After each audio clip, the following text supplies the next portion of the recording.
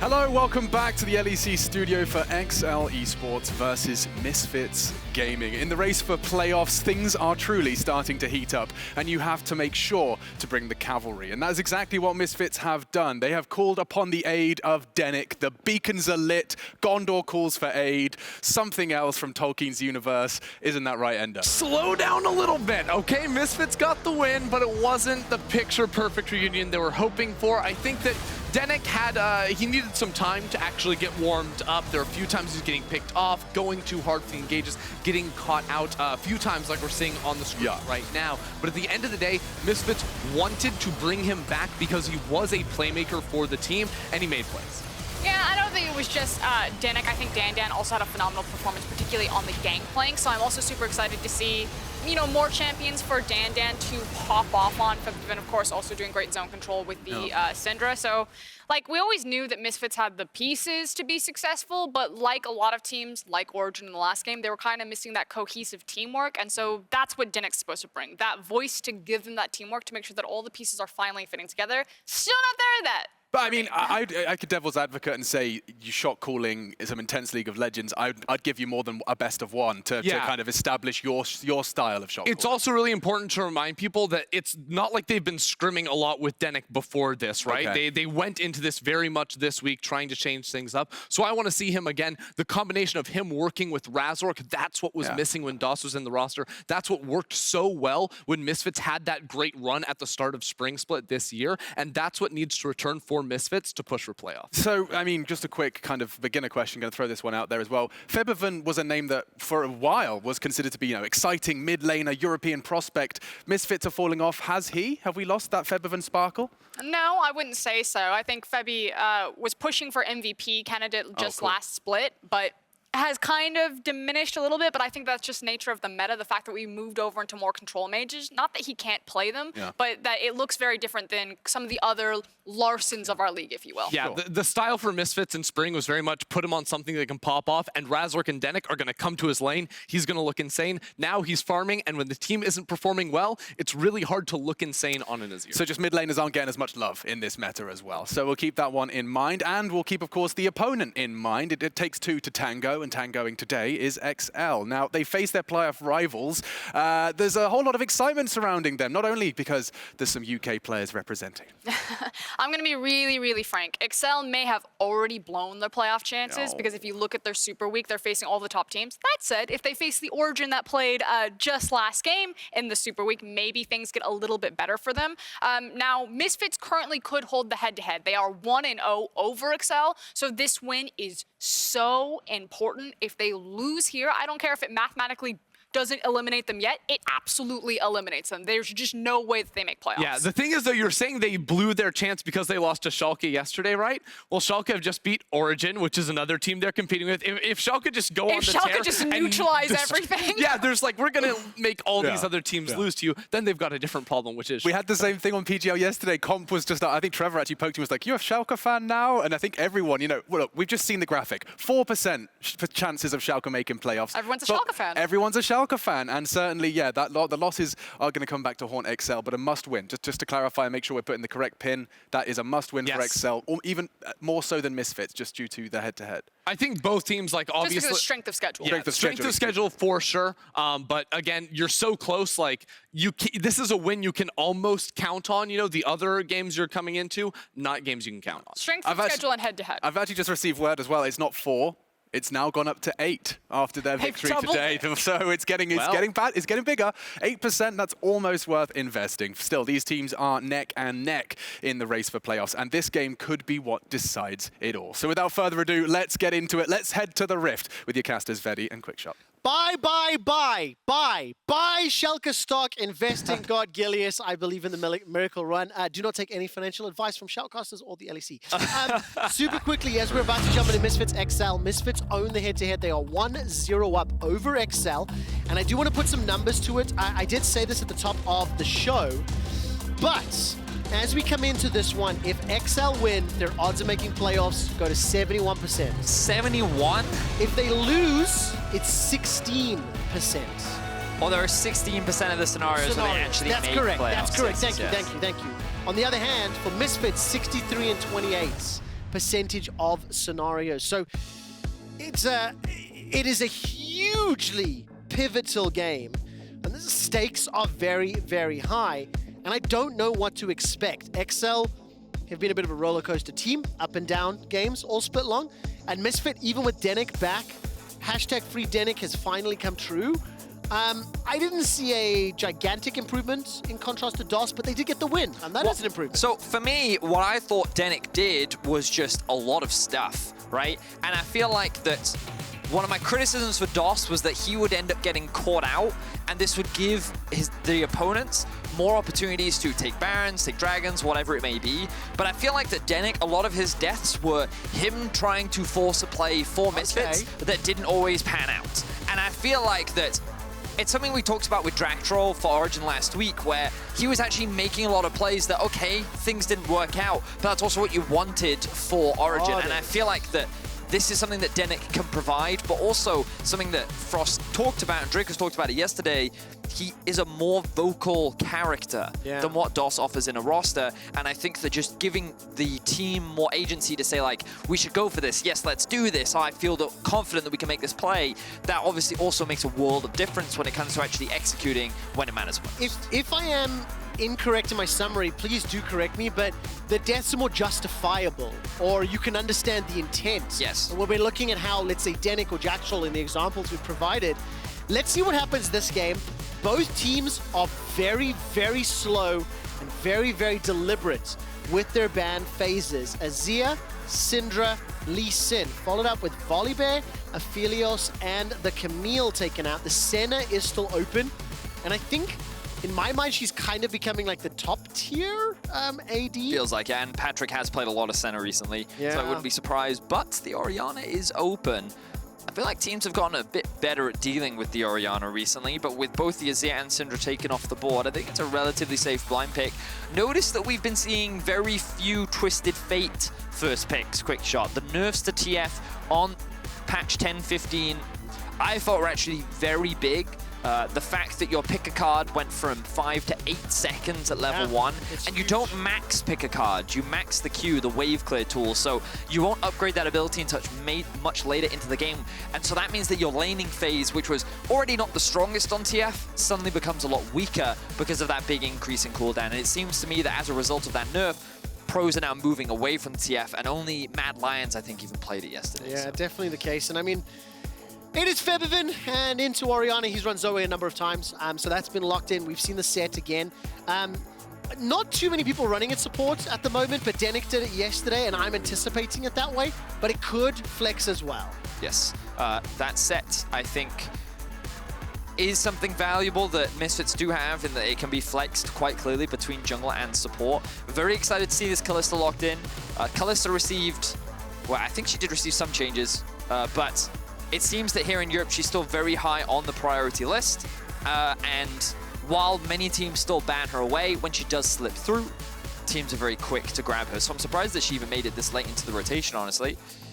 Not every team plays Kalista, my friend. Yeah, but Kobbe definitely does. Yeah, very true. So I was quite surprised there, especially when they could have saved the Zoe pick for a little bit later. They're going to respond with the Senna. But I think what's interesting is that, so this is one of the things I have heard, Senna can do quite well against the Kalista because you have such a big range advantage. The support matchup is going to matter a lot. So I wouldn't be surprised to see Misfits actually take things away, like Thresh needs to be banned, has to be.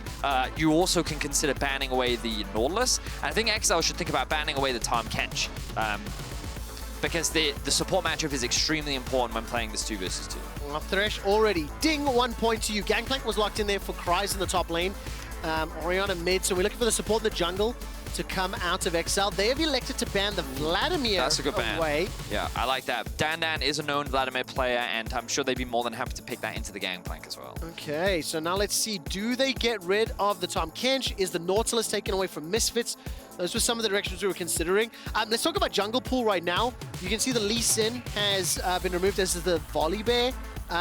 You know, do you want to see? Could you see a Sejuani in any of these comps or similar? What else would you like to see? Kha'Zix, maybe? He's been pretty popular. I think the Trundle ban is quite good. This does suggest that a Sejuani could be an option. I'm still thinking right now that Misfits actually go for the Sett's jungle, and I think that they'll pick something else in the support position.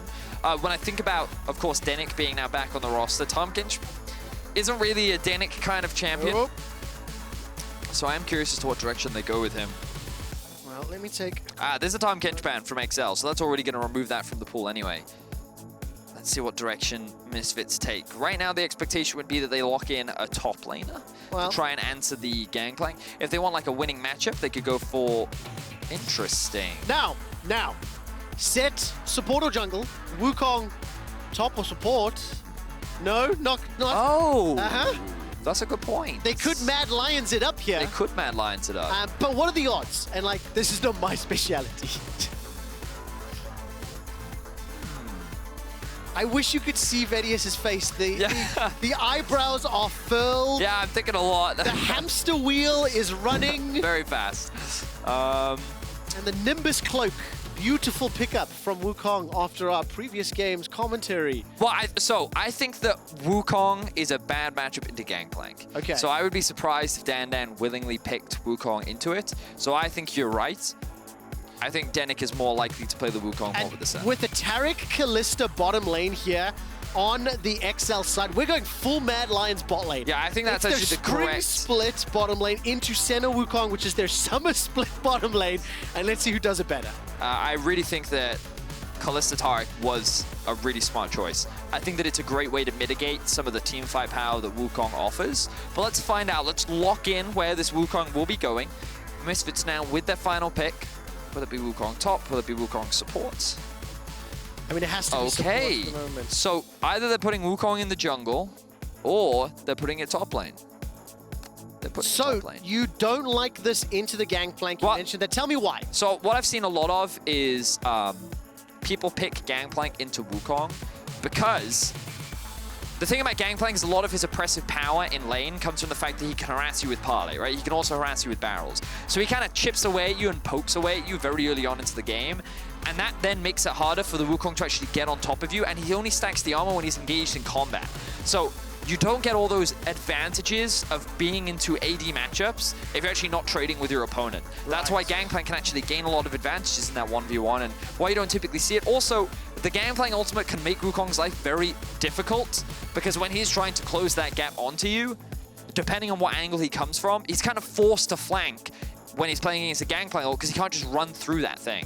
So, I think GP is quite... I also think GP can outscale the Wukong as well. So. Well, I definitely want to break that down in-game and see how Dan does. It's XL versus Misfits.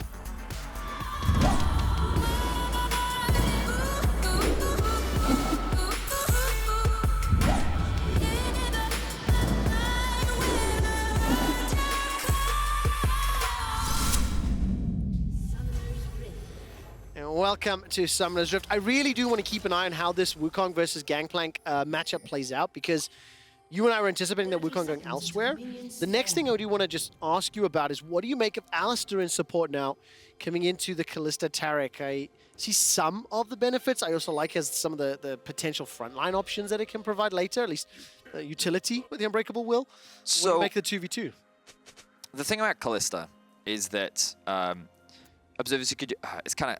We'll do it when we get to the laning phase and we actually see the waves. But when we actually see the farm, I want to see what the Kalista does with the minion wave because Kalista favors long lanes because she's so mobile with her passive. Yeah. The longer the lane is, the easier it is and the more time she has to chase you down, build up stacks, and then execute you with all the rends that she's built up into your, carcass, right? It's a carcass after you're dead. It's a body before. Okay, fine. Your body, which will then become a carcass. Been all the safaris from South Africa. Correct. You're right. I trust you. The problem with Alistar is he only ever goes in, right?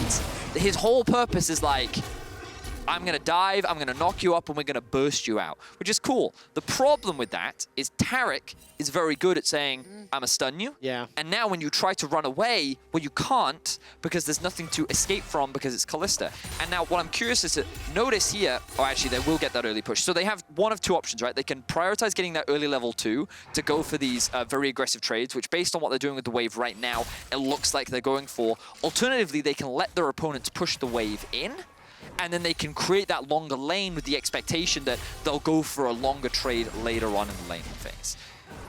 What I do want to keep track of as well is you talked about the fact that Alistar wants to go in.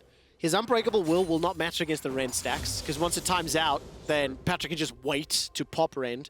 And secondarily, if anybody is at ever risk of going down to Zoe Bubble, Wukong Engage, the Cosmic Radiance from Torre's Taric is going to be game-changing. Yeah, and I think that this Taric ult is one of the biggest things that makes Misfits comp harder to play later into the game. I think that Misfits do have quite good range, their poke is quite good, and I think they have a lot of tools to make it harder for XL to be able to siege. But I think that when it comes to the team fighting, it's going to be easier for XL to pick. Now, the thing to note is that XL don't have a traditional beefy frontline. They've got Taric, sure, but by going for Kha'Zix in the jungle, his role in these team fights is going to be very different. He wants to be threatening the backline. He wants to find a cheeky flank. He wants to be catching Kobbe isolated, and he wants to try and find that execute and then just remove either Kobbe or Febiven from the fight immediately, and maybe even just kind of keep them distracted so that the other 4 members can you know, keep fighting in the fight. And then because you have the GP ultimate as well, it also creates a lot more chaos in the fights. I mean, like, the ability to, let's say, counter-engage or, you know,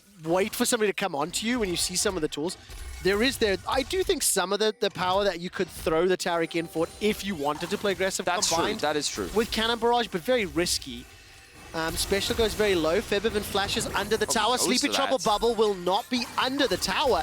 Paddle Star won't be enough to get the kill, but they end up trading flash for flash. Yeah, I think that was quite aggressive from Caedrel. He should have just been happy with the initial flash. Is Razork going to go for this? Well, let's take a look. He manages to get the pullback and a punch to the face. Razork, first blood. Yeah, okay. Well, this is why I was saying Caedrel. I think that his flash was very aggressive because there was the risk of the sleep actually trapping him underneath the tower, and now he's being punished for it. So, bit of a blunder there from Caedrel, in my opinion. Now, what I really like to see from Razork is that's a mid-lane gank where he didn't int it away. That is something that we've seen a number of problems, but he punishes, and this was set up because of the sleep from Febiven. So, yeah, as you can see, a lot of damage gets taken here. Special does mitigate some of that with the ball shield, but then Razork's like, hey, I get that bonus movement speed with my Q.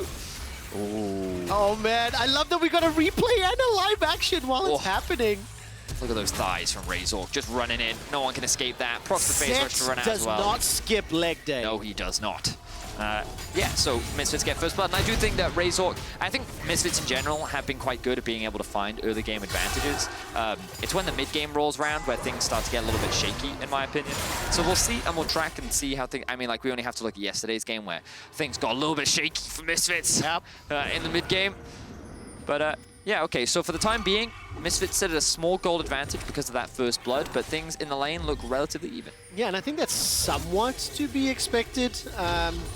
I want to keep my eyes on this Dan versus Kryze matchup. We've actually not looked at it too much, and especially in terms of the mechanics, but small advantage for Dan thus far. There is a wave in front of Kryze, so he'll be able to even it up, but won't get tight. There's the headbutt, pulverize. Exhaust comes up. That's the stun you talked about, Vedius. Flash over the trouble bubble. So Turi gets away with his life, and look at the spears tagging up Kobbe. He's not turned to a carcass just yet, but summon a spell blown. No level 6 yet, so if that rinse and repeat comes down, there is possibility for a kill. Yeah, I think that was a really good roam from Febiven. He had a window to make that play. He will fall a little bit behind in farm, but ultimately it creates more pressure and makes it harder for Patrik and Tori to be able to find advantages in a 2v2 lane, which is very strong. Razork now has his eyes set on the bot lane. There goes Denyk. That is what we expected from him, but the damage back. Patrik gets the kill. Now Tori's trying to do another one, gets the shield back up, but look at the cannon barrage. It's doing so much work. Misfits have donated the kills. Kobbe gets rendered. Patrik with the triple kill. Misfits. And the play ends in disaster for Misfits. Great use of the Gangplank ultimate from Kryze. Great patience from Patrik.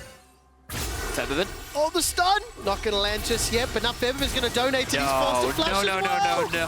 Oh, my word! Now, that wasn't his flash. Spell Thief flash. Yes, that was a Spell Thief flash, so he's pretty fortunate there. But let's have a look back at this. I think that the idea from Razork is pretty solid, but there's a bit of a disconnect between Denyk and Razork here. Good use of the Hex Flash and the Blast Cone for Razork to really get in behind Patrik and Tori. The wave is pretty extended, and then this is where the engage comes in, but then the stun doesn't come through. And look, by the time Razork's actually here, Denyk is already dead. Maybe Denyk not aware or not sure there was no flash available. Had there been flash to cover that screen, maybe, but just a touch too early. Yeah, and I think that because of that, it meant that the Gangplank ultimate was able to do a lot of damage as well. And Razork, he didn't have his W at the very end of that. So Misfits now, the lane that you did not want to get ahead now has 3 kills. So, if this were solo queue and you're 7 minutes in, you're I'd FF. Kalista... I feel like it's so Thank you, doomed. right there. I feel like... You just took me exactly where I was going to go. This is where, if I'm Febiven, I'm just like, DW, we scale, right? I'd be like, we win team fights later. DW means don't worry, Yeah, don't right? worry. Just Yeah, checking. don't worry. Okay, I'm not down with all the lingo you kids use these days. Yeah, and then, you know, my support would start playing my AD carry, and I'd be like, guys, just chill, you know, and then I'd have to mute all, and then we'd be fine. We'd be fine. Totally fine. Well, we'll see if you get a chance to scale, okay? I'm not going to give you that you'll be fine just yet. Denyk and Kobbe will return back to lane. Now they're down in CS. They've lost 3 kills as well.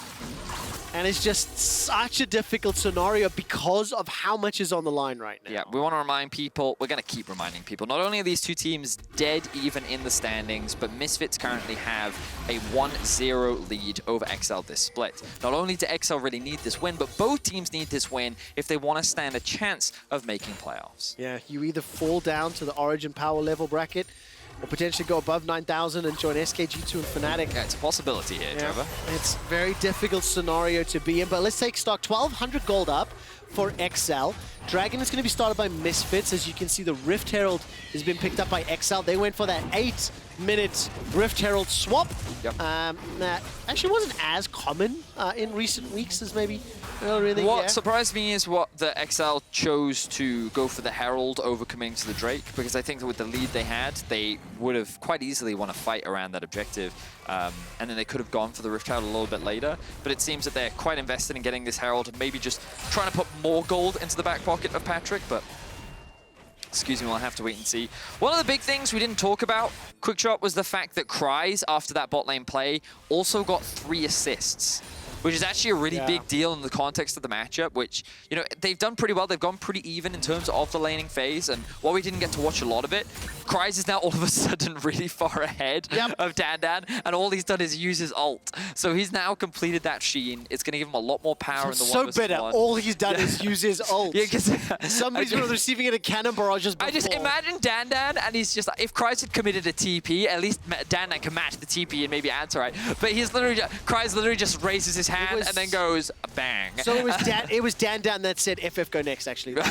If we were going to go that way. Top diff. By the way, I do just want to quickly address something. I wasn't 100% certain whether the audio issues, it kind of sounded tinny or echoey, was something that was going to broadcast. We're not sure if it's on our heads, etc. Nevertheless, the production team has informed me that they've resolved the audio problems and that it should be cleaner both on broadcast and in our own headsets, so it's working for me. Oh, I didn't even hear it. Thank you for listening to me so intently. Yeah. It was quite frustrating for me. Oh, I apologize. Yeah, I mean, you just weren't that interesting, so I was like, to me, that just says that I like drown you out so much that I didn't. It's not true, Trevor. I listened to you. I promise. I promise. Well, we have to take a look now at how this next few minutes play out. 1,500 gold up. The Drake to Misfits. The Herald hasn't been used yet. That's a good shockwave on a Febi. On the other side of Portal, though, he's able to escape.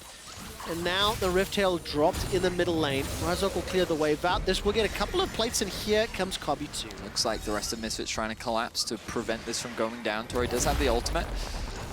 And that Kryze has his ulti as well, but Misfits going to hold the line for now. I'm a really big fan of when teams use the Herald mid, Quickshot. Because Tell me why. So, I'm a big proponent of taking the mid tower early because it opens up the map a lot more. Sometimes you feel a little awkward as a mid laner, but what it allows you to do is jungle plus mid can come together, push out that wave, and then they can move wherever they want. Because there's no tower of safety, which means that Febiven is automatically, because he's at a number disadvantage, to be forced to retreat. So either Razork has to match, or he's, you know, at a numbers disadvantage, right? Yeah. Which means that it's so much easier for Special and Caedrel to just move around the map and do what they want. Well, let's see what Razork can do with Dan. Dan steps out of the way of the barrel, then gets the secondary proc on the Cyclone and flashes away from the pullback. Now, Razork has the showstopper, but decides not to use it. Will be content getting Cannon Barrage and Flash out of Kryze. So, despite let's say our anticipation of this landing phase, it has gone relatively okay. Yeah, I mean, we've not watched it a lot. Yeah. I mean, the Cannon Barrage triple assist is definitely something he'll be happy about. And now Febiven does not land the Sleepy Trouble bubble, but has managed to spell Thief away a heal. RNG God's blessing his Zoe. Oh, but look at that gold, dude. Yep. That hurts. Kryze has 3 assists. Wait, he also has 2 tower plates top as well. Yes, he does. But that's just resulted in a 2k gold advantage. Powder Keg's helping too. Yep, that's very, very true. Special also sitting in a very comfortable position, but Patrik sitting at a, what, 2.8? Just that's a lot more you do gold. The math, yeah. He's completed his Blade of the Ruin King. I'm not following you down that one, dude. All right, so Torre almost get rooting under the tower. That takes a lot of damage. Remember, he's got the Cosmic Greatest Get Out of Jail free card, and if you look at the minimap, both Special as well as Caedrel were making their way there. So whether it's like super next level bait or just, you know, getting a bit punished for trying to interrupt the back, we'll find out in a few minutes. Caedrel's Kha'Zix, not been particularly relevant. Do you want to talk to me a little bit about what we've seen from him? Because Razork seems to... Well, I think it's fine for now, because like his bot lane's ahead, and I would say that of the things I would want him to do, get that bot lane ahead, but now he's like, okay, my bot's winning, top's winning, mid's even, we're good, we're fine. So I don't think there's like a huge amount of responsibility on him. He just needs to be like, okay, make sure we're setting up for these objectives. And right now, if we can just have a quick look at the vision, let's see what Misfits can see, because we should notice that all of their vision is starting to disappear around this XL Dragon because they have so much control wards that is being setting up towards the boss. I think part of the reason we may not get that vision toggle is due to the audio-related issue earlier. There has been some shenanigans and swapping around. My apologies, observers. That was my bad, my bad. I don't think you're aware of that either. Like, the production team have informed me that we've had to make some changes there, so I'm just making some broad assumptions. But as we can see on the mini-map, a lot of blue wards are hovering you can zoom around. that in, maybe. Let's so there you go. Thank you very much, observers, for highlighting this for us. You can see that, nice. Now we have so much vision control around this area of the map, and that makes it very easy. So this is what Caedrel's responsibility is at this point in the game, right? When you have all these winning lanes, you don't necessarily need to just keep ganking and keep trying to snowball that when they're in a power position. The objectives is where you become so much more important. Okay, can you tell me if you like the Mountain Soul for either of these comps? Because I generally think I just think it sucks. I'm not a fan of Mountain, personally. Well, I think in certain contexts it can help because it gives you bonus stats. So if you're only building like a certain amount of things, you naturally gain more value from it, but also things like armor and MR, they plateau at a certain point, right? So like if you're building a certain amount of itemization which gives you that defense utility, I think that yes, it can be very valuable. And I think in the context of Misfits comp, you'd probably gain a little bit more value from it, but I expect to see things like Death Dance coming out from Kryze, depending on what itemization he goes for, things like Zhonya's from Special as well. So I definitely think there can be a lot of value from it, but I also think that in the current teamfight meta, getting shields is just really useful. So I think that if teams do get the Mountain Soul, I mean, like I get why people are a hater because shields probably feel like the least impactful. I get it, but I think in the current meta, I think it's actually really helpful. All right, well, in the current game, XL are very far ahead, 3,000 almost. That's the second Rift Tower they picked up. Remember, first one was used to unlock that mid tower. It's the only tower that has fallen. One dragon apiece, and Caedrel instantaneously dropping it top lane. Once again, funneling into Kryze, by the way. Now, I do see he's just starting to back away. Actually, I missed Patrik making his way up yet. Kryze. You thought Kryze was the carry? You fool. Well, I mean, yeah, Patrik 3-0, Blade of the Ruin King already. He's doing very well. If he doesn't back away, we'll be at risk of being jumped on. But Misfits, they're just playing the, DW, we scale boys game. Febiven as well as Danan, just trying to slow this one down. That bottom lane engaged, I initially was so happy because Denyk was on Alistar and he went in, and then I'm like, oh, but there's no one else here. And I'm like, this just went from like... It's also just a Senna lane, horror movie. Like, Senna lanes are very strange. Have you played much Senna bot? No, I have to choose my words here because I'm not a fan of Senna. She doesn't quite fit my playstyle. Now, I only play bots. Fans at home may not know this, but when I do play solo queue... You're a big MF player, right? A huge MF player. Played a lot of Sivir back in the day. And right. So, but Caitlyn. But I just need to make it very clear. I only play bot when I get autofilled. I'm like, hey guys, my name's right, Quickshot in the game. I'm like, I'll tweet at you if I can play bot. Like, I bribe people to let me play bot. And I have tried Senna, just it doesn't fit me. Yeah, so the thing about Senna is when you play against her, she's like, she has long range and she can be quite annoying, but she doesn't have she's just annoying. She doesn't necessarily kill you, she's just obnoxious. So when you have to force an all-in, Like, that's probably when you least want to use her. But when you're just laning, that's when she's like at her strongest. Because she's just kind of like, she's like Caitlyn. Not the same, but similar to that experience. Similar you know what I mean? feeling. Yeah. Like, no one wants to all in with a Caitlyn. Do you know what I mean? No, like, because all you want to do as Caitlyn is just keep making the person slap themselves with their own hand. yeah, and they just want to, like, every time they try the last hit, you just want to hit them in the face, right? Like, it's like swatting away a fly. Or like someone trying to steal your French fries. Oh my God, you know, that's exactly what it's like. Every time you go in to take, like, I don't know, your partner's fries, and then they slap you. And then every single touch time. fries without permission. That is like just a That's the thing. That's what Caitlyn's saying. Don't, or Senna too. Don't touch my minions without permission. Vedius, can you explain to me why we have a slowdown? Because now in the previous game, you know, I went to DBZ because I understood why we had the slowdown.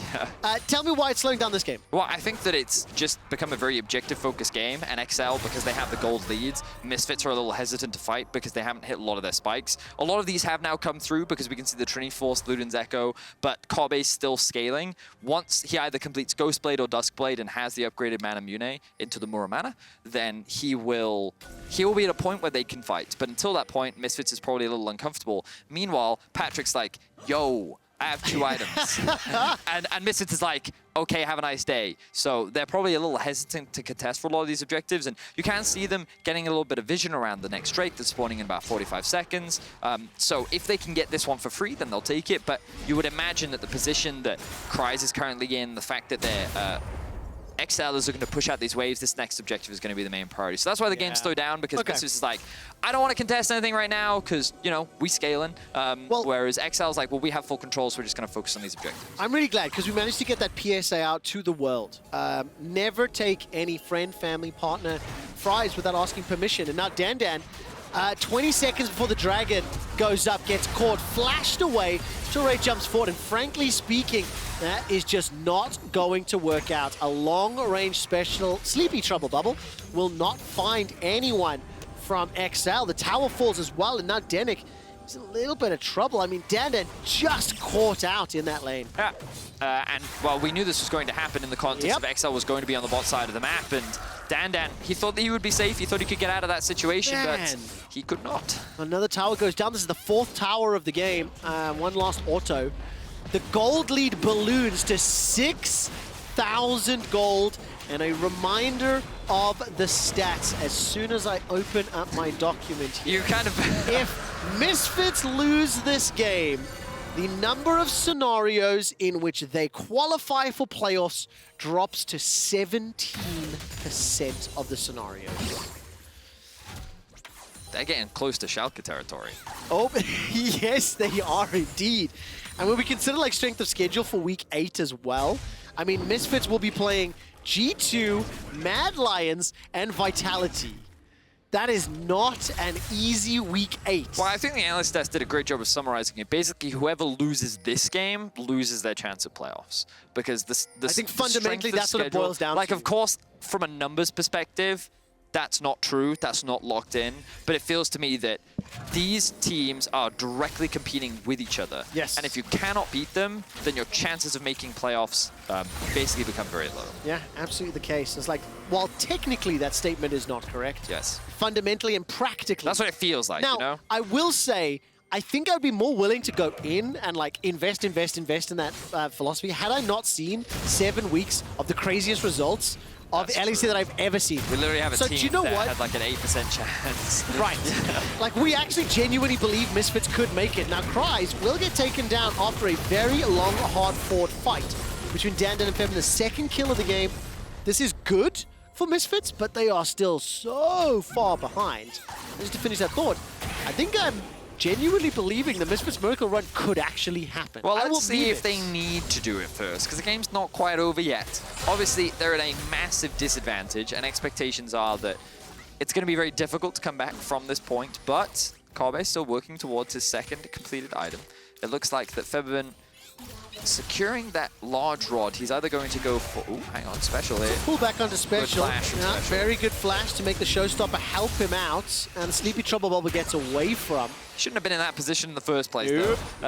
But does get the flash secured on the Misfits side, and it will allow a tower to go down. If I could ask observers just to look at the gold difference between the champions as we go in, the thing I wanted to take a look at is the 3,000 gold lead that Patrik has over his opposite number. 600, and then there's the top lane as well. There's another 2.5, nearly 2,000 gold, sorry, there as well. So if they can get Patrik, a very large chunk of that lead, more than half of it disappears. But good luck getting to him through the Taric, through the Martial Poise, and through the, you know, Cannon Barrage as well. It's going to be a tough task. Yes, it certainly is. So right now, setting up for the tier 2 in the mid lane. They have the Ryze set on. Well, looks to be a very clean game. Definitely a big swing after yesterday. The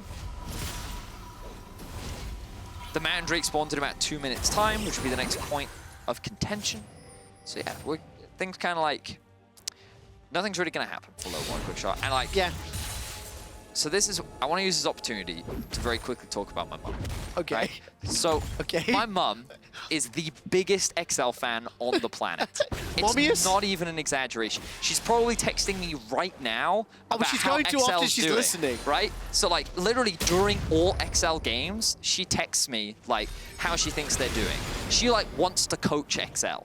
That's how confident she is that she can turn this team into a world champion. Kiernan, Joel, are you listening? But I just thought, like, you know, like, we've got Cap's dad, you know? I just thought it was very cute that my mum, like... So my mum has never really been involved in sports at all. Actually, this would be an interesting question for fans. Let Vedius know on Twitter if you'd like to hear commentary. Oh, I do not want to hear... From his mum. Like, hypothetically. No. Like, look, I think if there's enough outpouring, special, Kobbe get pulled back. Remember that flash from earlier? It's gone. And now let's hear what Vedius' mum has to say about Special's positioning. There's not enough damage. The Shockwave whiffs, so that was a little early. Dandan's teleport comes in. Special did not get the timing on the Shockwave. And despite the mess up now, a Sleepy Trouble Bubble on Patrik is not going to be enough to slow him down. Misfits got themselves a kill. They're currently escaping with their life. But Patrik's coming. Here comes Patrik. There's a Paddle Star onto Torre. Cosmic Radiance was used as well. No ways Misfits pulled this one backwards. Sleepy Trouble Bubble goes through the walls, but doesn't find a target, and Kryze threatening the top inhibitor. Misfits have to pay attention. They're looking for this collapse. Here comes the Hex Slash over the wall.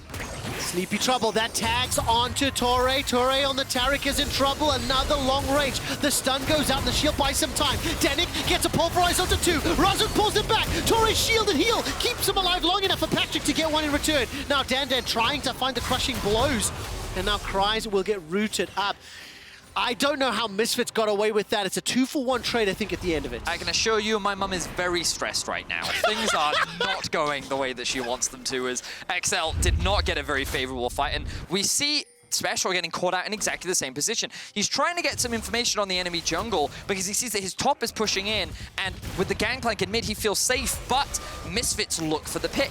And the Shockwave comes out too early from Special. He doesn't have the utility to keep himself alive, and then Misfits, this is a really good pick from them, just catching XL out as they're trying to set up that vision to be able to go for this Baron play, and then they just kind of dance around XL. You end up with this extremely extended team fight as Misfits and XL are just kind of running around each other. Unbelievable play. I think Febiven and Razork managed to find the right abilities at the right time. Torre, the heals and shields, you see how powerful they are. Had they not been so far ahead in gold, maybe would have gone down earlier.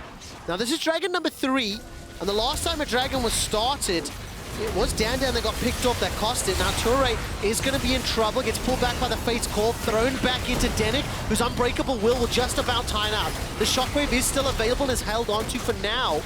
The Cannon Barrage down and losing Denyk. Misfits concede the third Dragon, still 6.5k gold down. The next one is for the Soul, and I think we're still in for a long run. Mother Vedius will probably be happy with that Dragon play. Momius, does it work? I don't know.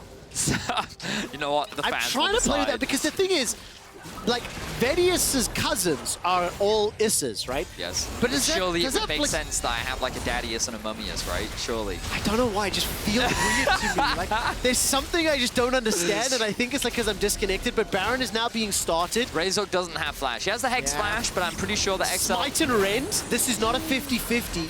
That's a good sleep. Very good damage from Curse of the Black Mist, but look, with Rend, with the Shockwave, with the Smite, is this going to be the miracle play? And it is not. XL easily secure that one. Just a combination, like that's 60-70% secure for XL if they burst together. Misfits really struggled to get close enough to the pit to threaten that one. They're likely going to trade it for a mid-tier 1, but Oh, maybe they can't actually. Good defense there from Kryze. XL now extend their gold lead to about 8K.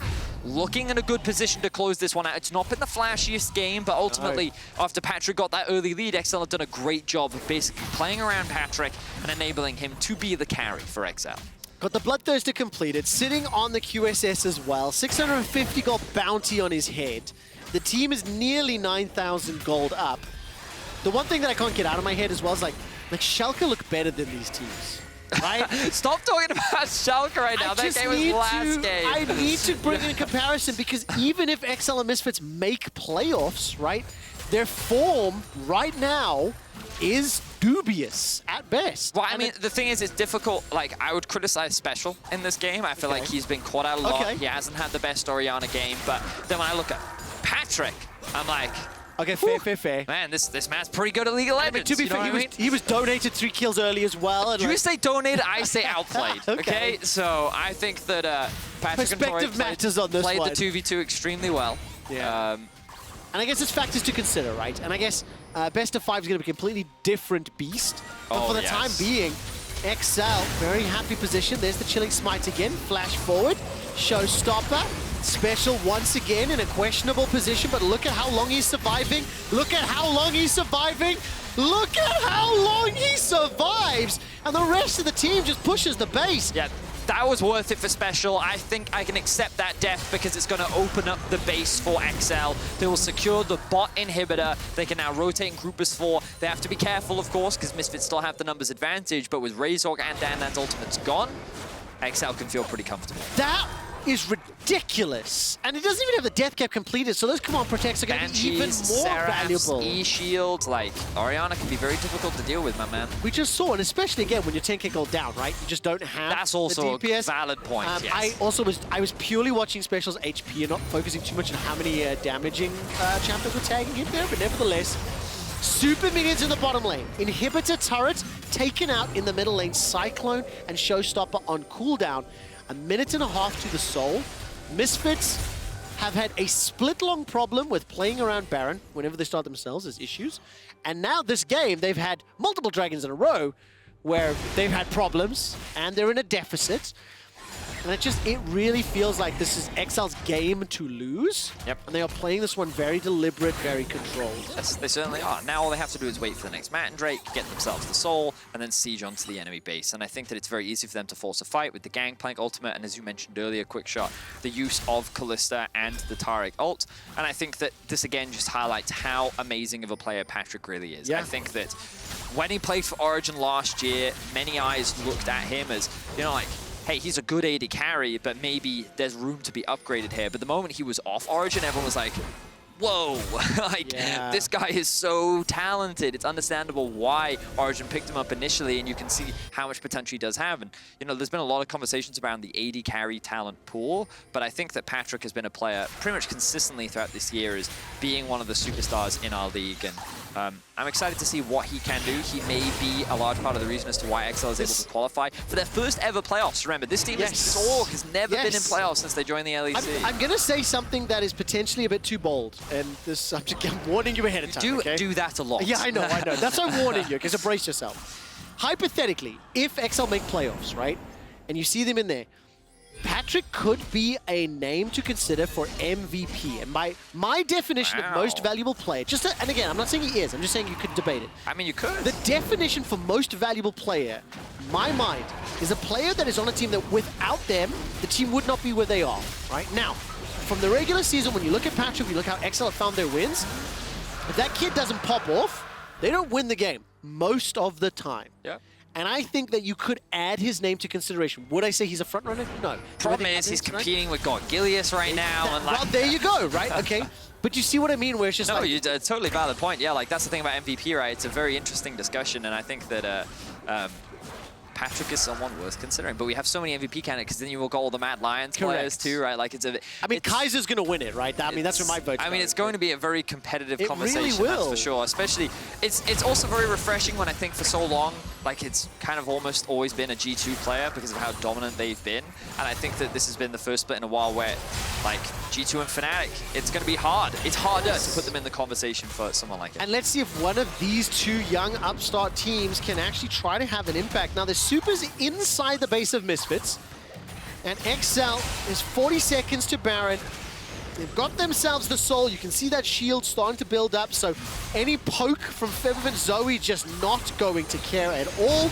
Once the Cyclones come out, you feel like there's one last team fight. If Misfits do not make this work, you have to think XL will close this out. Super Minions again on the steps of the bottom lane. Ooh. That's the engage. Cosmic Radiance comes down, and that's the shield. Denyk is going to get melted. Remember, as soon as Unbreakable Will goes out, press E, turn him into a carcass. Showstopper from Razork. The shockwave pulls him backwards. The railgun comes out, and Patrik is untouched, unkilled, and unfaltering. Gets himself another triple. 8-0-1. He's going for the Penta. He's going for it. Valuable XL member. It's stolen away as Patrik will Kryze himself to sleep tonight as he misses out on the pentakill. The Nexus will fall. XL extend their hopes for a postseason for the first time in the organization's history as they take down Misfits. Well, that playoff spot has been very dubious for XL pretty much throughout the split, but things are definitely starting to look brighter for them as they take down Misfits in commanding fashion. Patrik with a dominant game on his Kalista. And as you rightly said, Quickshot, this could be the opportunity for XL to qualify for playoffs for the first time in their history. The problem is our league is only getting more competitive as we get closer to the Super Week of Week 8. Still 3 games left for this team. Things can go in so many different directions. Hugely, hugely important win. Key player of the game suggestion, Kryze, Patrik, or Toure. And the reason it's hugely important, not only were XL behind in the head-to-head, now that they're even 1-1, wins in the second half of Summer are hugely important, and we're seeing this upsurge, we're seeing this tick. Remember the second half, or the back half, say this again, the last few games of the first round robin, that was where XL stepped up, and they showed that they started slow. I feel like XL have demonstrated that they can quite easily beat teams with them. Excuse me, in the bottom side of the bracket, where they've struggled against top teams, but then they, except Schalke, but then they also took down G2 last in the first half as well. So, you know, like, we're looking at XL, they show some good stuff, they show some things that can be taken advantage of, and I think that they are an interesting team to watch. They still have 3 games left. I'm sure my mum is very excited right now. Mummius! XL in 71% of the remaining scenarios 71%. Make it into playoffs. Mom Vedius is very happy. Rogue have already secured that playoff spot. Now they've set their sights on Worlds. Tune in as they take on SK Gaming after this. Bye, Vedius' mom!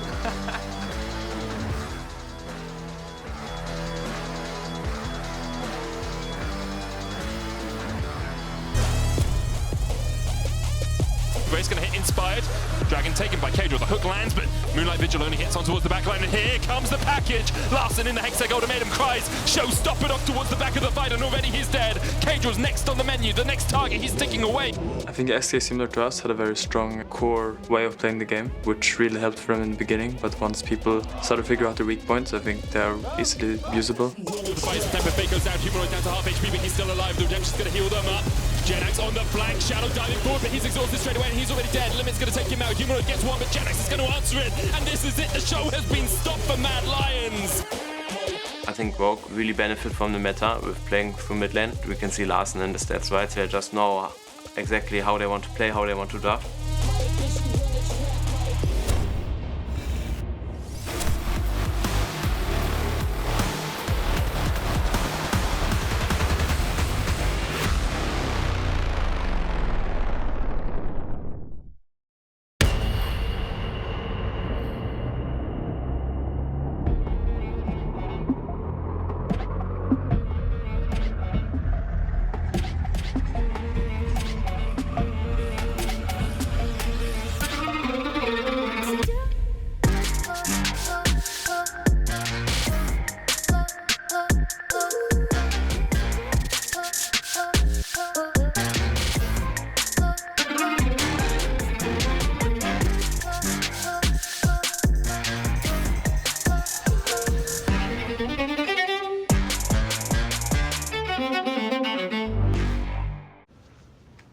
You know, FC Barcelona players eat veggies. No, they don't. Hey guys. That's a sponsor, Dad. I think it will be a tough one, but we are ready. What? Come on. Do you still have those carrots? Of course I do. Getting them to eat healthy takes a long time. Beko Harvest Fresh preserves vitamins for longer by simulating the natural 24-hour sun cycle. Beko, eat like a pro.